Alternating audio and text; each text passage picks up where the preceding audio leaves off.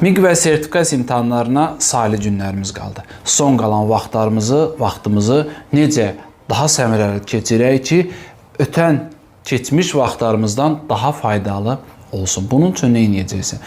O belə boş bir söz var, deyir, 5 aya bir ilə heç eləməyən 3 günə, 5 günə, 1 həftə nə edəcək ki? Çox boş və mənasız bir ifadədir. Niyə? Bax, sən 5 ay bundan qabaq, tutaq ki, bir 10-cu sinif oxumuşsun ədəbiyyatdan, bir də tutaq ki, 8-ci sinif oxumuşsun, qalan hamısı qalmışdı. İndi isə sən demək olar ki, hamısını oxumusan, 10%, 5% qalıb. İndi sən istəyəndə götürüb 8-ci sinifi bir günə təkrarlaya bilərsən.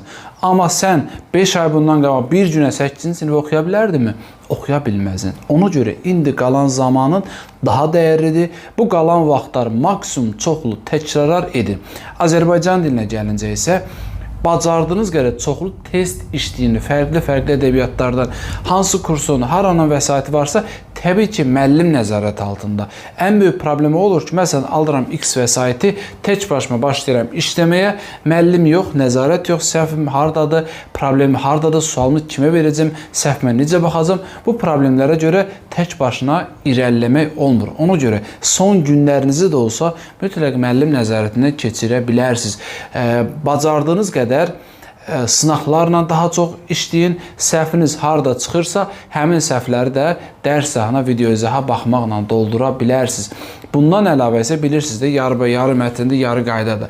Mətnlərlə aranızı yaxşı eləməlisiniz. Nə qədər harada mətn tapırsınızsa, həmin mətnləri çoxlu işləyin. Hətta mətn işləməyə mətn tapmayanda götürün gündəlik 1 səhvə, 2 səhvə bədii ədəbiyyatda nəsə oxuyun. Müəllim, mənim vaxtım yoxdur. Hazırlaşan adam nətər vaxtım yoxdur nədir? O da hazırlığının bir tərkib hissəsidir. Sən bədii ədəbiyyatdan bir şey oxuduqca təxəyyülün inkişaf edir.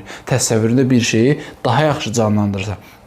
Səbrin artır və sənin qarşına çıxan balaca, kiçik mətnlərdə rahatlıqla deməli öhdəsindən gələ biləcəksin. Düşünürəm ki, bu il mətnlərdə ciddi bir problem olmayacaq.